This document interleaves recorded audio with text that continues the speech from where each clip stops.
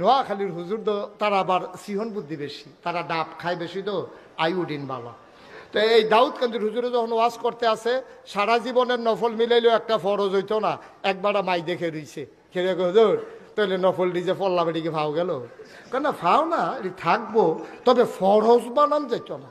হ্যাঁ বেড়াই খেয়ে হুজুর তারপরেও কুদুর যদি কইয়া দিতেন কয়টা নফল মিলাইলে একটা ফরজ হয়, তাহলে কাম লাগলে বাড়াইয়া কয়টা ফরজ নফল করতাম। হুজুরে কয় জীবনে তো এই প্রশ্ন কেউ করছে না, যে 40 বছর ধরে ওয়াজ করতে আসি কয়টা নফল মিলাইলে একটা ফরজ হয়, এই কথা তো কেউ এই পর্যন্ত জিজ্ঞাসা না। হুজুরে ধুম ধরে বইয়া রয়েছে, কোন কিতাব পাওয়া যাব, কোন কিতাব পাওয়া যাব, কয় না এটা কিতাব দিয়ে হইতো না। হুজুরে পরে কয় কি তারা জিজ্ঞাসলাম, হুজুর জিজ্ঞাসলাম কয়টা নফল মিলাইলে একটা ফরজ হয়। হুজুরে কতক্ষণ ধুম ধরে থেকে কয় যতটা সুপারি গাছ মিলাইলে একটা নারকল গাছ হয়।